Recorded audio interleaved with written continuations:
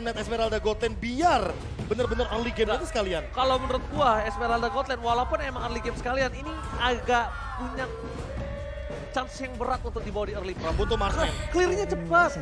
Oh, Masalah mereka itu. Kari. Wah. Kaja Kari. Hero yang single target banget. Dan ditambah dengan early pressure yang ingin dimainkan oleh Super Saiyan sepertinya. Gak bisa dilawan pakai apa? Wind of Nature. Iya. Gak bisa dilawan pakai Wind of Nature. Iya. Ini Nggak ada chance yang cukup besar di tangan dari seorang Super Saiyan dan bahkan ini dia match point. Match point yang sangat mahal. Kenapa? Karena ini adalah salah satu ajang balas dendam untuk Marky. Pembuktian. Pembuktian tidak mau menjadi player ke-6 Momocan. Redemption. Oke, kita akan lihat apakah balas dendam itu akan terjadi di game yang ketiga. Pembuktian yang akan dilakukan oleh Marky di hadapan mantan timnya. Atau justru Bigetron Alpha yang akan menutup kesempatan balas dendam itu dilakukan di match point kita untuk kedua belah tim. Cukup menarik tentunya. Dari kedua belah draft sama-sama kuat. Tapi kita tahu juga Link dengan Cloud ini adalah combo yang begitu mematikan. Tapi kita akan masuk ke dalam map dan juga game kita yang ketiga untuk Geek versus Bigetron Alpha. Match point. Akankah ada Marky yang berhasil membuktikan dia bukan player ke-6 atau bahkan di sisi sebaliknya ada Geek Fam yang terkubur harapan di match yang pertama kali ini. Sementara dengan pergerakan Luke yang ngebawa Arlord, memang early yang agresif bisa dibawakan juga oleh Geek Fam. Oke, akhirnya kita melihat Super Ken kembali dengan Season Hunter-nya. Dan berbanding terbalik untuk sekarang malah Nile yang bermain dengan Master Assassin. Artinya apa? Artinya Nile mau main pick off, solo pick off kalau bisa 1v1 situation. Entah siapapun hero individual yang akan muncul dari Bigetron Alpha. Alright. Dan bahkan dengan emblem seperti ini dari seorang Kari juga ingin bermain cepat. Maksudnya early-nya dia juga tidak mau terlalu lama. Dia ingin punya landing yang unggul dari seorang Cloud. Karena Cloud ini akan lebih sustain Momo-chan. Kita tahu dengan command yang dimiliki, tapi di sisi sebaliknya Marky ternyata lebih mengungguli dengan adanya emblem yang dia miliki. Sustain di early, tapi belum tentu. Di aramnya itu late-nya dia mampu bertahan Momo-chan. Ya, dan bahkan scaling dari Geek Farm sendiri ya, space create yang harus dilakukan juga oleh pemain-pemain dari Geek untuk ke arah seorang Marky di sini diperlukan banget. Dan gimana caranya pemain-pemain dari Bigetron Alpha mendinai hal tersebut terjadi di 10 menit kita pertama. Kalau bisa dibilang dari segi rotasi yang dilakukan, Bigetron Alpha tadi dengan sedikit kerusuhan, malah kajanya bisa dimakan abis loh. Dan kalau misalnya di sini kajanya bakal coba dilumat, dan Super Ken tidak harus butuh ke arah purple buff, dia tidak terlalu depending on purple buff. Di sisi sebaliknya, melihat ada rotasi yang dilepas dari seorang Link menuju ke arah bottom lane, tandanya langsung ada flicker telah dikeluarkan di tengah sana, membuat Super Vin tidak memiliki flicker, tidak ada power, dan belum memiliki defense judgment. Sedangkan Super Sorizo yang tadi sudah kita bicarakan di arah early draft, kalau dia memiliki growth untuk melakukan zoning out, ini udah mulai dilakukan tugasnya.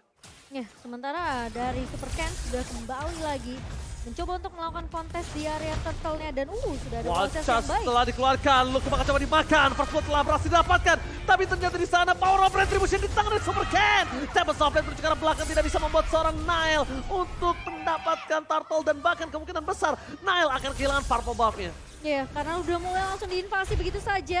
Setelah ada objektif turtle yang berhasil diamankan oleh Bigetron Alpha, Baloi masuk.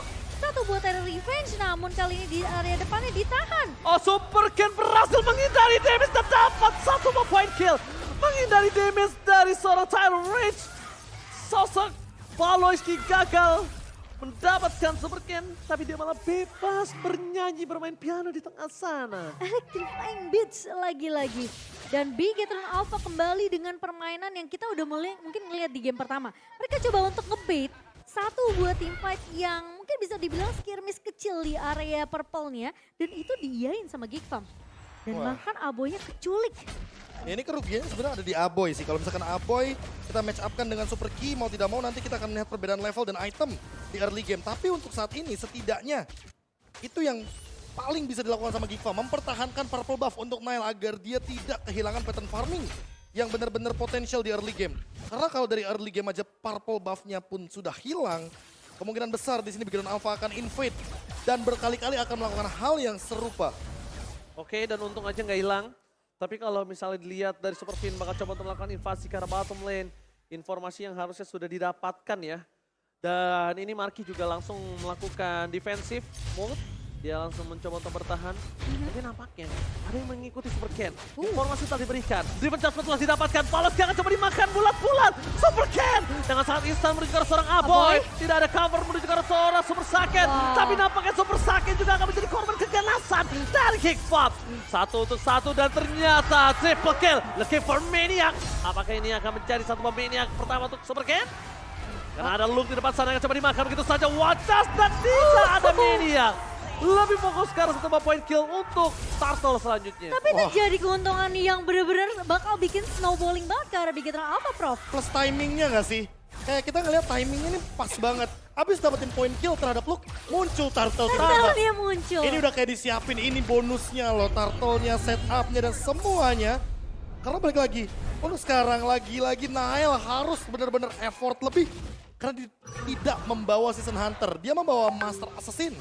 Sehingga ini yang nanti akan membedakan pattern farming dari Super Ken dan juga Naelnya sendiri. Super Ken tentunya akan lebih well farm di sini dengan ngebawa Season Hunter juga. Tapi kali ini Marky masih bisa ditahan tentunya di area atas. Dan Mencoba menuju ke arah seorang Super Key. Nael gagal tertarik, tapi ini udah ada informasi yang diberikan. Tidak ada Feather Extract yang tandanya ketika Feather Extract tidak ada, invasi di arah top lane, ini mungkin agak cukup kekurangan damage. Lihat, Super Key akan memaksa, dapat sana ada Marky, Super Ken membuat seorang Baloyski bingung siapa yang akan coba kuat tangkap karena terlalu riskan menangkap seorang Super Ken. Super Finish coming up, Defense Adjustment gagal didapatkan. Informasi yang bisa dimiliki adalah parpolnya akan coba dipegang oleh seorang Nael. iya, tapi apakah akan ditukarkan nantinya? Tapi masalahnya dari posisi Nael tentunya akan lebih cepat untuk mengamankan ke arah purple yang sudah colong begitu saja. Tapi dari seorang Nael kali ini bakal coba di cover oleh seorang Luke. Yang dimana Ki sudah mulai berjalan juga. Sorizo udah memotong dari area bawah dan Nael dipukul mundur secara tidak langsung dengan satu buah Power of Nature dari seorang Sorizo. Masalahnya Nael sekarat dalam maut. Dia seperempat darah. Walaupun dia ada Tempest of Death, Defense Adjustment itu nggak bakal bisa bikin dia bertahan. Selama durasi Defense Adjustment masih dipegang dia dan dia langsung hilang ketika kena Super Ken, Profesor. Itu 1400 damage loh, physical damage. Iya, Di makanya. menit yang ke-6, bayangkan dari Power of Nature yang begitu kejam. Masalahnya si Sorizo ini dia bawa Master Assassin juga, Be. Iya makanya ini bakal jadi poin plus, tapi di depan sana langsung ada inisiasi. Yap, dibuka begitu saja ke altar yang akan menyelamatkan itu dari pemain-pemain Bigetron Alpha, tapi dibuka begitu saja tanpa Blast ke arah seorang Super Fin memang tumpah, tapi Ken membalaskan itu semua. Ranger emas. Oke, tapi di depan sana ada Marky yang mencoba untuk bertahan seorang diri, tak ada yang menemani. Dia ada top lane mencoba untuk mempertahankan dirinya, tapi Turtle kembali akan di tangan dari Bigetron Alpha. Perfect Turtle for Bigetron Alpha, kembali lagi dominasi seperti di game yang pertama. Wah ini bener-bener kayak kita dibawa dejavu sedikit.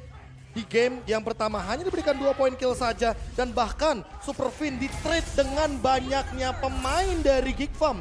Sehingga 1-3 tentu dari kuantitas saja kita udah melihat. Ini engage play dari Geek Farm terpatahkan itu yang pertama. Ya. Gold leadingnya dari 3.000 menuju ke arah 5.000 bahkan 6.000. Makin jauh. Makin jauh. Kalau misalkan Lord didapatkan, tidak menutup kemungkinan ini 10.000 gap gold pun bisa didapatkan. Kalau kita melihat dari instant replay, semuanya menuju ke arah Super Fin. Tapi Cult Altar membuat Super Fin setidaknya sedikit saja bisa memberikan efek paralyze. Agar damage yang diberikan ke arah Super Ken tidak begitu maksimal, dipotong sedikit lah, 4% di sana. Ya, dan sama seperti di game pertama, gak ada yang bisa menghentikan atau mungkin nge-beat. What are you doing, Baloy? Membuang tire race dengan sia-sia kali ini. Apakah ini T-Man MPL untuk pertama kalinya? Ya, Trigger mental. Trigger beta. Man. Tapi lihat Watchers dikeluarkan, PDS bersama dengan mendapatkan satu buah look Super Key. Masih mau lebih, Super Ken bernyanyi bermain piano di depan sana, gak ada yang bisa ditumpangin. One man situation, Super Key langsung dengan siap. Lihat, Super Ken dia muterin. Dan Super Key udah siap di sana. Yang membuat league-nya kalau masuk lebih dalam lagi akan termakan. Udah pasti. Itu kalau misalkan tadi Nael tidak mengikuti bagaimana insting dia sebagai assassin untuk mengejar ke arah Super Ken. Itu udah pasti bakal kemakan, tapi udah sekarang Nael mau tidak mau nggak punya ultimate lagi, nggak punya Tempest of Blade, jadi dia harus memilih untuk mundur. Dan ini dia sebuah perbedaan dari segi emblem ketika penggunaan Link dari Super Ken versus Nael.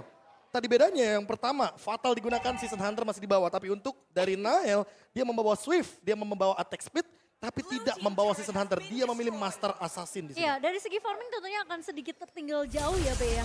Di sini dengan ngebawa Season Hunter juga di tangan seorang Super Ken. Dan memang nggak sama-sama ngebawa Master Assassin, tapi yang dibawakan dari Nail sendiri adalah dia bawa lebih ke arah attack speednya. Ya bedanya sedikit.